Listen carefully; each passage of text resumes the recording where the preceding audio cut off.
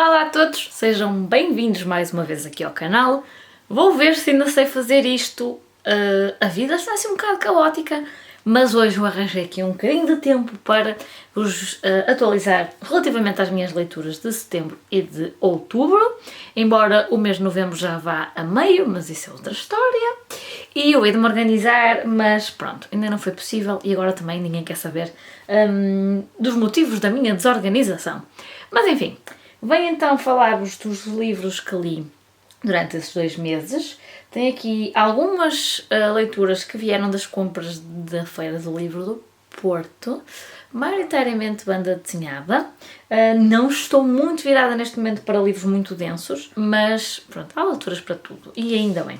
Enfim, não os pus por ordem, mas antes tentei agrupá-los aqui mais por géneros, de forma a ser mais fácil falar-vos deles e não andar aqui a saltitar de tema em tema. O primeiro livro que eu vos trago é o Mulheres, da Carol Rossetti. Desconhecia totalmente este livro, desconhecia totalmente esta autora. Foi a Mar que me falou dele na Feira do Livro do Porto, estava à venda por 5€ no stand da Saída de Emergência. É das edições Chá das 5, são testemunhos no fundo. E este livro eu recomendo a jovens, não necessariamente só a meninas, mas também a quem lida com jovens. É um livro que traz inúmeros relatos, testemunhos, não sei bem chamar isto, porque são só assim, um desenho e 2 ou 3 frases.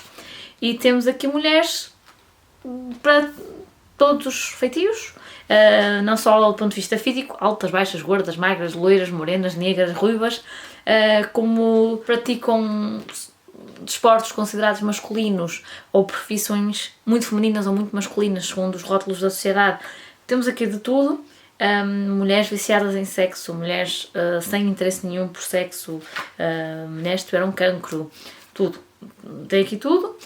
Qual é que é aqui o alerta que eu tenho de deixar? Não ofereçam este livro a uma ou a um adolescente sem primeiro lerem o livro. Porquê? Porque há aqui um tema ou outro que se calhar aquele ou aquela adolescente ainda não domina muito bem. E se calhar é preferível das duas uma, ou explicarem de antemão, ou estarem por perto quando o adolescente chega a essa página do livro. Pronto, só para que não seja uma coisa que leram e que não trouxe debate, por exemplo, dentro da família, não acrescentam nada, percebem? Só para que o livro cumpra realmente o seu propósito. Mas é muito giro, de género. A Maria gostava de usar o cabelo curto e vestir-se com aqueles macacões do mecânico. A Maria está nem aí para o que os outros pensam. É este género de discurso, percebem? E é muito interessante de ir lendo, não é? Assim, aos poucos, não de seguida, para que também nos fique alguma coisa da vida de cada uma destas mulheres.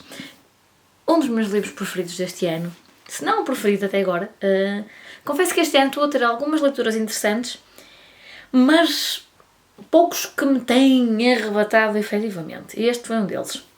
Falo do Balada para Sophie, a mais recente banda desenhada do Filipe Melo e do Juan Cabia. Para mim, uma das melhores duplas que por aí anda no que toca à banda desenhada. A par, por exemplo, do Zidro e do Lafebre, os autores do Verões Felizes, também resultam muito bem. Esta arte do Juan Cabia, assim, os queixos quadrados, não é? As testas também assim quadradonas, é muito característica do Juan Cabia. É uma arte muito bonita. O Juan Cabia faz-me gostar de banda desenhada a cores, que eu tenho tendência a preferir a preto e branco, mas pronto, é uma história belíssima. Não é preciso perceberem de música, como até aqui o teclado, o piano possa querer sugerir. É preciso terem sentimentos, apenas isso. É uma história muito bonita. Acho até que é um livro mais fácil de entender, sem sombra de dúvida.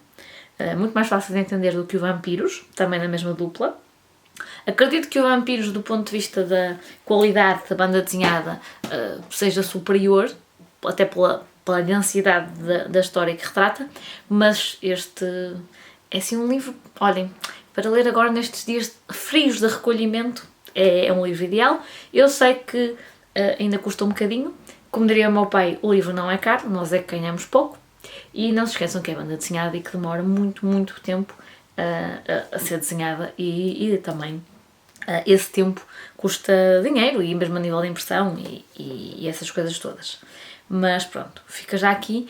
Uma das minhas recomendações de 2020 é o Balada para Sophie, um livro mesmo muito bonito. Também na onda da banda desenhada tem aqui o Morro da Favela.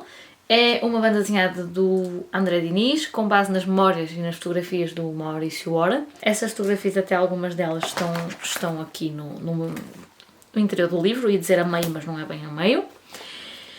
É sobre a primeira favela que foi construída no Rio de Janeiro, que é aquela que é considerada o Morro da Favela. Gostei muito deste livro do ponto de vista sociológico, do ponto de vista da história, das personagens e desta desconstrução do que é a vida em favela.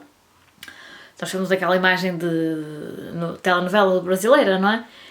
Mas as favelas têm gente, são muito mais do que um plano, muito mais do que uma câmara de filmar capta. E nesse sentido a banda desenhada é certíssima, é certeira. Mas depois não sou fã desta arte. E isto porquê? É demasiado escura. Traz uma carga muito pesada nos momentos que pretendem ser pesados e nos momentos que não pretendem ser. Eu gosto de bandas desenhadas a preto e branco, mas esta é mais preto do que branco. Não sei se faz algum sentido aquilo que eu estou a dizer, mas quando ele está aqui a contar algum momento mais pesado, o facto da própria imagem ser assim muito carregada ainda faz com que tudo seja mais escuro. E às vezes há outros momentos em que não precisavam dessa escuridão toda. Não sei se me faz isso entender. Não percebo nada de arte, ou melhor, não percebo nada de arte, pelo menos do ponto de vista da criação, mas foi isto que eu recepcionei, digamos assim. Uma banda desenhada em português, Zana, da Joana Afonso. Tanto o Morro da Favela como o Zana eu comprei na Feira do Livro do Porto, no stand da Convergência. Já tinha lido outras coisas ilustradas pela Joana Afonso, salvo erro, este é o primeiro que eu leio, que também tem argumento dela. Demorei a perceber que isto era uma chama, admito a minha ignorância, não fazia muito bem ideia sobre o que é que isto era. E a Zana é, no fundo, atormentada por uma maldição, daí ter uma chama no topo da cabeça. Isto poderia parecer assim uma premissa muito pesada, mas tem aqui alguma ligeireza na forma como isto acontece, tem aqui até algumas personagens fofinhas e no fundo vamos perceber se a Zana consegue ou não livrar-se desta maldição e o caminho para chegar lá ou não. É uma banda desenhada simpática, mas está longe, muito longe de ser aquela banda desenhada que eu vou recomendar assim. E se nunca leste banda desenhada, vai ler o Zana. Não vai acontecer, não vou fazer isso. Outra banda desenhada, que ainda não é a última, Pumpkinhead da Rainbow Rowell, que é aquele nome que uma pessoa e é uma banda desenhada que eu era para ter lido em agosto, durante o agosto ao quadrado, mas fui adiando e por um lado ainda bem porque ali na altura certa, que foi mesmo ali por aqueles dias do Halloween, esta banda desenhada também se passa nessa altura, de concurso de abóboras e aquela espécie de festas quase populares, não é? Em que tem aquelas barraquinhas, uma que vende comida em formato de abóbora, outra que vende não sei o que em formato de fantasma, pronto, quase aqui uma espécie de uma feira. E esta banda desenhada tem estes dois amigos como personagens principais. Ele está há vários anos apaixonado por uma outra miúda, só que vai mudar de escola, vai mudar de cidade naquela altura e a amiga diz-lhe, não, nós não vamos terminar este ciclo sem tu, pelo menos te declarares. O pior que podes ouvir é um não, mas assim, nessa indefinição é que não podes continuar. E então eles andam ali no meio das barracas e da festa, atrás dessa tal miúda, que supostamente estava aqui, mas depois chegam lá e não estava, e partem para a barraca seguinte, e assim sucessivamente, e mais não vos posso dizer, senão que eu, à medida que ia lendo, pensei assim, isto não vai ser tão previsível como me parece que vai ser. E depois foi. Mas é um livro para adolescentes, portanto, não é? Também não podemos pedir de uma banda desenhada para adolescentes que seja o auge da originalidade. É preciso às vezes também termos esta capacidade de encontrar aqui um meio termo nas nossas críticas. E por fim, no que toca à banda desenhada, uma banda desenhada que eu encontrei por acaso na feira do livro da Póvoa de Varzim, não conhecia, depois de a ter comprado, reparei nela várias vezes em vários sítios, nomeadamente a Feira do Livro do Porto, que é o A Tua Mãe Acha que as Raízes Quadradas São Vegetais. É um dos volumes, um dos muitos volumes desta coleção, não é? Que tem vários episódios, foi editado pela Gradiva, não é recente, esta é de 2005. Algumas destas piadas são realmente muito datadas, muito daquela época. Nota-se isto na questão da informática. Aliás, ele é de 2005, mas as tiras devem ser anteriores a isso. E por isso nota-se que ainda estão ali nas disquetes e nos computadores de ecrã muito grande, muito rudimentares, pronto. Isto é no fundo uma família e os seus filhos. Cada filho corresponde quase a um estereótipo, uma espécie de Simpsons quase. O filho inteligente, o filho burro, pronto. O mesmo casal é muito, muito engraçado. Os amigos dos filhos também. E são tiras, pronto, leves, para um momento descontraído, se calhar até para irem lendo. É como qualquer livro de tiras, regra geral, não são assim, não há uma história, por isso é para irem lendo, para irem... aliás, eu li isto durante muitos dias. É para irem se divertindo, Depois dos livros ilustrados, como é o caso do Mulheres e das bandas desenhadas todas que vos mostrei, um livro que eu li em setembro e que não é muito o meu género habitual, embora este ano já tenha lido mais deste género. É O Regresso a Casa do José Luís Peixoto. Eu ganhei este livro num passatempo do Literacidades. E eu não costumo ler poesia, como estava a dizer, não percebo nada do ponto de vista da lírica, não domino nada de sílabas métricas, nada disso. Se fazia isso quando andava na escola e detestava, não percebia nada, e isso fez com que eu criasse alguns anticorpos relativamente à poesia. No entanto, fui lendo, não de seguida. Gostei, claro que gostei mais de uns poemas do que de outros, não posso dizer o contrário, acho que isto é um bocadinho transversal a todos os livros de poesia, e o que me toca a mim, a cada um de vós pode não tocar, e vice-versa. Não sou a grande entusiasta do Peixoto, porém também acho que me falta ler dois dos livros mais icónicos, o Galveias por um lado e o Autobiografia por outro. Se calhar falta-me ler qualquer coisa que seja verdadeiramente boa, escrita pelo Peixoto. Um thriller que eu não tenho aqui, mas que li para o September Thrills e que sinceramente me deixou assim exaurida. Fiquei mesmo exaurida. Foi o As Sete Mortes de Evelyn Hardcastle. Toda a gente dizia que era muito original, que era o thriller do ano, que era fantástico, fiquei viciado, também devias ler. E eu fui ler. Não sei. Não, aquilo é um thriller. Eu ia dizer que não sei bem se é um thriller. Eu acho que sim. Só que como tem uma premissa tão fora da caixa, ficámos na dúvida. Mas é um thriller. Só que o que é que acontece? Eu comecei a bocejar muito. E quando uma pessoa tem sono num thriller, se calhar não cumpriste a tua missão como deve ser. Aquilo é interessante, basta ver pelo título, não é? Pelo aquilo que acontece, pela questão temporal dos dias, mas depois torna-se confuso, demasiado confuso. O leitor perde o interesse porque já se perdeu. O final... What the fuck? não tenho outra expressão para utilizar, e por isso se eu gostei... Não, a minha barriga está a dar horas. Portanto, se eu gostei... não gostei... não. Demasiado longo para as páginas boas que ele tem, não é? Tem mais páginas mais do que boas. Não. Depois, comprei à tinta da China o Com Borges, um livro escrito pelo Alberto Manguel. Ainda não li mais nada do Manguel e nunca li nada de Borges, ou do Borges, não sei. Eu acho que ele tem origens portuguesas, por isso acho que se pode dizer Borges.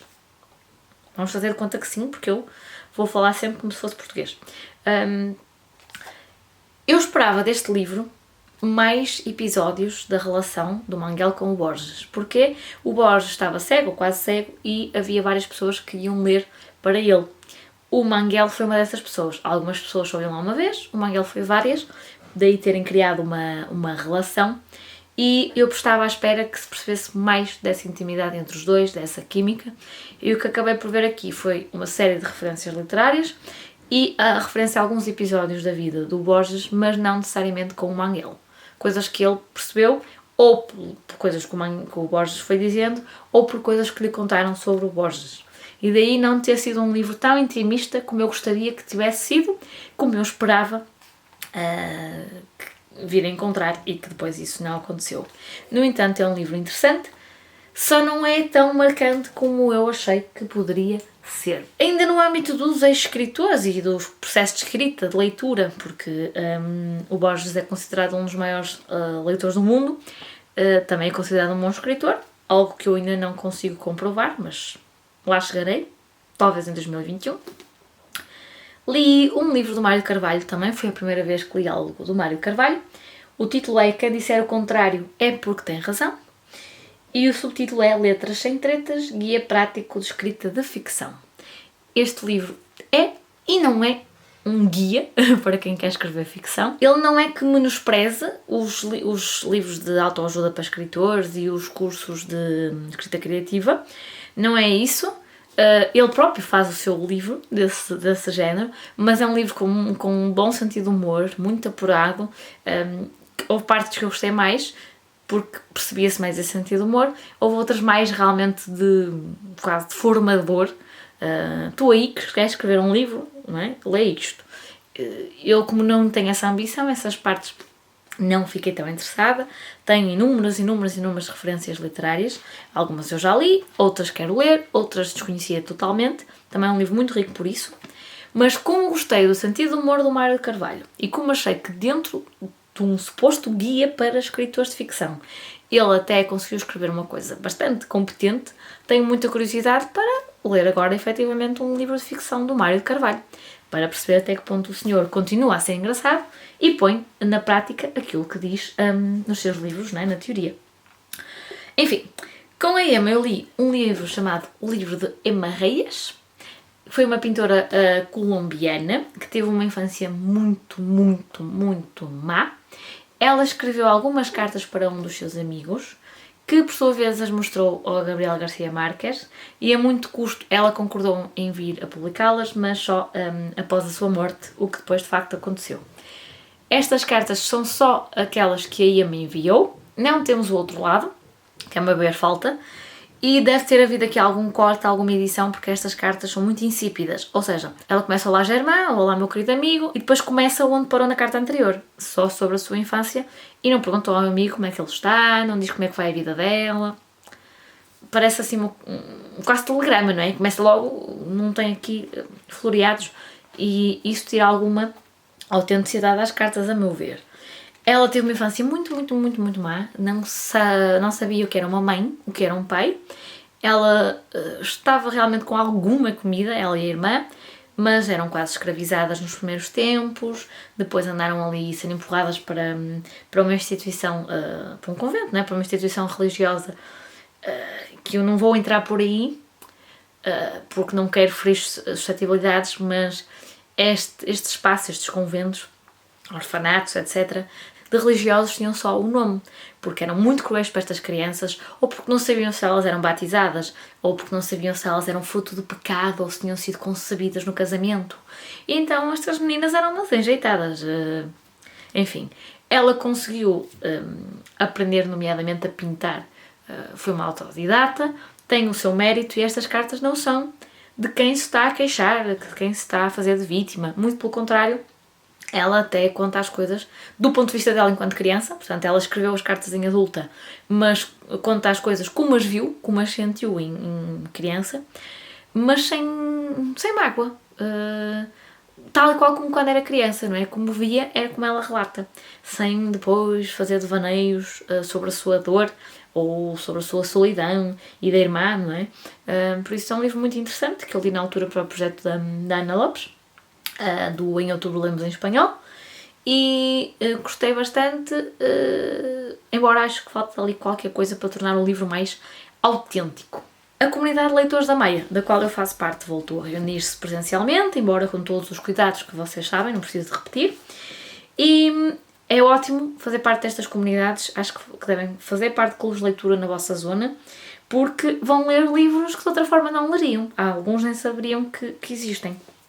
Foi o caso deste, por exemplo, do Uma Vida Inteira, do Robert qualquer coisa, não sei ler isto.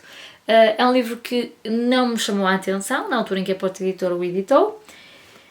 Continua a não ser um livro que eu vá recomendar muito, porque os meus colegas gostaram mais do que eu. Eu sou sempre um bocadinho contra a corrente. É um livro que conta a vida do Eger, a vida inteira do Eger.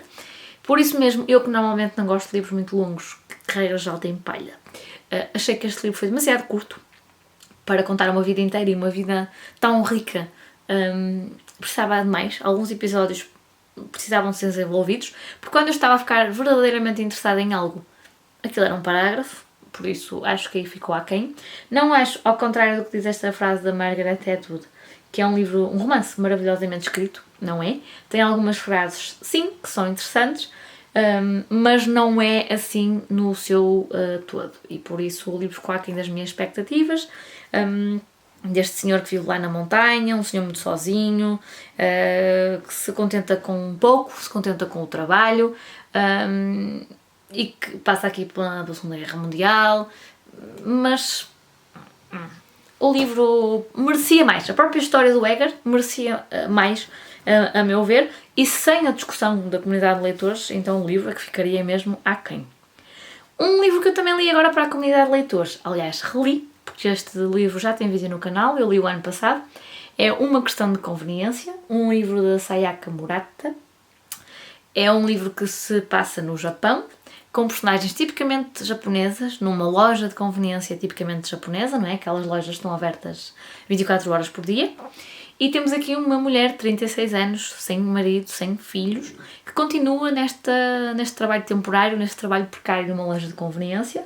Ela que até estudou, que até tem uma família estruturada, mas depois não sai dali. E a sociedade pressiona-a muito, quer muito que ela tenha esse marido, esses filhos, pronto. E ela, que é assim um bocadinho fora da caixa, depois percebe-se com esta leitura, é uma personagem muito, muito, muito interessante, tal como o Eger era, mas aqui, mesmo o livro sendo curto, porque não é a vida toda dela, lá está, acaba por ser muito bem desenvolvida. É um livro que dá muito para discussão, porque dá para refletir sobre os comportamentos dela, sobre os comportamentos das pessoas à volta dela, da pressão, e embora se passe no Japão, não é assim tão diferente de muitas coisas que vivemos hoje em dia, nomeadamente mulheres na casa dos 30, sem marido e sem filhos, e blá, blá, blá, blá. Por fim, tenho aqui o Apneia. A Tânia Ganho tinha uma visita programada aqui à Maia, a nossa comunidade de leitores, que depois acabou por não se realizar ainda, por causa da pandemia. Foi por isso que eu li este livro. Não se deixem assustar pelo tamanho. Ele é realmente grande, mas tem uma letra, não diria gigantesca, mas quase, e tem aqui alguns espaços em branco, por isso ele é mais pequeno do que na realidade quer parecer, porque tem assim capítulos curtos e páginas em branco, não é? O Apneia, não é um livro que eu leria habitualmente, foge assim um bocadinho do meu estilo atual. Em tempos sim, leria assim estes romances mais contemporâneos. Agora, é nestes momentos de leituras conjuntas, de clubes de leitura, ainda bem que eu fiz, por um lado, porque o tema é muito atual. Não me espanta que a Tânia Ganho tenha saído muito afetada por este... Afetada não é o termo certo, mas que não me espantava se ela dissesse que este livro mexeu muito com ela, porque a história é realmente muito dura, porque temos aqui um casal e ele exerce violência psicológica sobre ela, e ela um dia decide, não, vou deixar-te, só que eles têm um filho em comum, e este processo de divórcio, de guarda da criança, é muito violento. Os tribunais às vezes parece que estão a lidar com coisas, não com pessoas e com crianças. Isto demora muito tempo, e acho que é por isso que o livro também é longo e tem muitas situações repetidas, que é para nós percebermos que realmente isto não se resolve logo, isto vai doer, vai custar dinheiro, vai custar tempo. Acho que se percebe isso, mas o livro não tinha necessidade de ser tão longo. Algumas repetições poderiam ter sido cortadas e há aqui uma parte de um outro romance que eu se calhar teria tirado ou teria colocado de outra forma para se perceber como é que a vida continua depois de tantas chicotadas, não no sentido físico, mas outro tipo de chicotadas e que deixam outras marcas nos graúdos e nos miúdos. Enfim, não ando a ler por aí além, mas eu vou lendo. Agora já estou nos contos para o projeto da Mafalda, estou mesmo a acabar de ler mais um livro da Svetlana, que são sempre avassaladores, e pronto, eu volto daqui a uns tempos para reportar o que ando a ler agora também em novembro, dezembro, e até lá portem-se bem e relaxem, pensem positivo, não vamos estressar muito com a pandemia, acima de tudo vamos manter a nossa saúde mental, porque isso é das coisas mais importantes. Eu vejo-vos numa próxima, até lá, portem-se bem. Deus!